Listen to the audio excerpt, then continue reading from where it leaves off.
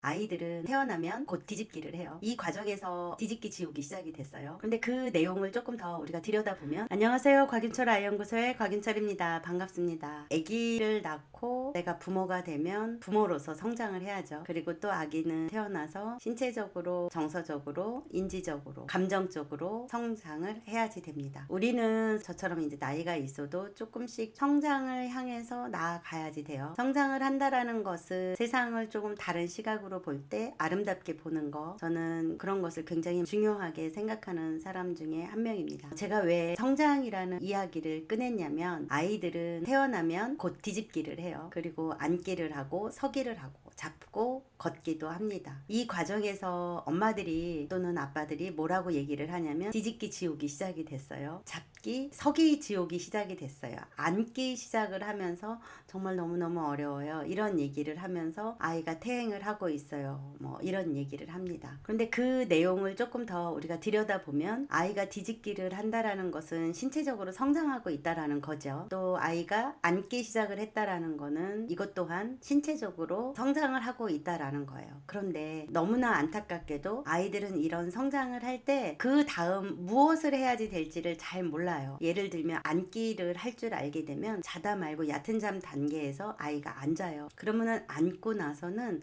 어떻게 누워야 될지를 모르니까 그냥 앉아서 꾸벅꾸벅 졸기도 하고, 앉아서 아기가 막 울어요. 너무너무 졸린데 어떻게 하지를 못하니까 누웠다가는 도로 앉고 이러면서 아이가 많이 힘들어하는 거를 봅니다. 또 서기 하는 아이들은 보면 서서 이렇게 꾸벅꾸벅 이렇게 졸고, 때로는 막 이렇게 다리가 후들후들 떨리게 무엇인가를 잡고 있으면서도 절대로 앉지를 않아요. 그리고 눕지를 않아요.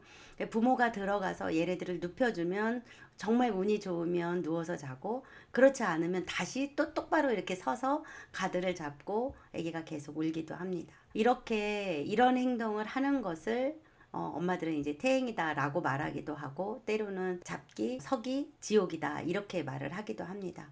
그런데 저는 이거를 성장이라고 말하고 싶어요. 분명 성장하는 과정에서 아이들이 하는 행동이거든요. 아이가 이런 행동을 할 때 이 기회를 통해서 이 아이가 그 다음 행동을 할 수 있도록, 어찌어찌해서 섰는데 다시 누워서 잠을 잘 수 있도록 기다려주는 것은 우리 부모가 해야지 돼요. 근데 이런 성장하는 과정에서 고난이 좀 따르게 되고, 또는 어려움이 좀 따르게 되죠. 그 어려움이라는 게 뭐냐면, 아기가 뭐 한 5분 10분 만에 잠이 금방 들었던 애가 1시간 내내 잠들지 못하고 울기도 합니다. 그러면 그때 너무 오래 우니까 내가 들어가서 이 아이가 누울 수 있도록 돕는 것은 도울 수 있죠. 근데 어쩌다 한번 내가 도와줬다 뭐 이런 거는 크게 문제가 되지 않지만, 사실 아기는 잡고 서는 행동을 자다 말고 매번 하게 됩니다. 그러면 그럴 때마다 부모가 도와주게 되면 아이는 스스로 문제 해결할 수 있는 능력을 경험하지 못하게 됩니다. 그래서 정말 너무나 안타깝게도 아이가 만일에 앉기를 했다, 잡고 서기를 했다, 그렇다 그러면 스스로 앉을 수 있던 아이라면, 스스로 놓을 수 있다라는 그 아이에 대한 신뢰를 가지고 있으면서 여러분들이 기회 주는 것을 저는 권장합니다. 힘들 거예요. 아기가 1시간 내내 잠을 못 자서 뭐 3일에서 일주일 정도 아주 정말 고난의 시간이 주어질지도 모릅니다.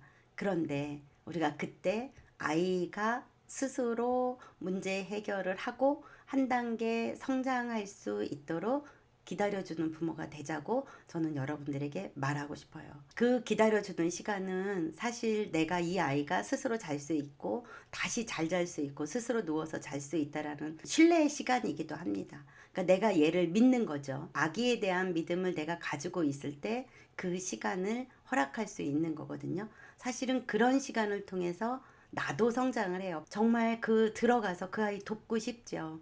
돕고 싶은데 돕지 않고 이 아이가 이 문제를 어떻게 해결하는지를 지켜본다라는 건, 나중에 학교를 갔을 때 아이가 수학 문제가 너무 어려워서 아주 쩔쩔매고 있을 때 차분하게 그 수학의 원리를, 그 공식을 가르쳐 주면서 이건 이렇게 하는 거야, 이건 이렇게 하는 거야, 천천히 해도 돼, 맞아, 요번에 틀려도 돼. 그럼 어려울 때는 같은 문제를 10번, 20번, 100번 반복해서 풀어도 돼. 이렇게 기다려줄 수 있는 힘으로 이어진다라는 것을 여러분들이 인지했으면 좋겠습니다. 아이들은 터치 포인트라는 거를 하거든요. 이거를 태행이라는 표현을 쓸지 아니면 지옥이라는 표현을 쓸지 아니면 성장 혹은 한 단계 올라가는 터치 포인트가 될지, 이거는 우리가 어떤 단어를 써서 이 상황을 바라볼지에 따라서 사실은 우리 뇌가 전혀 다른 방향으로 문제 해결을 하고, 그 아이가 하는 행동이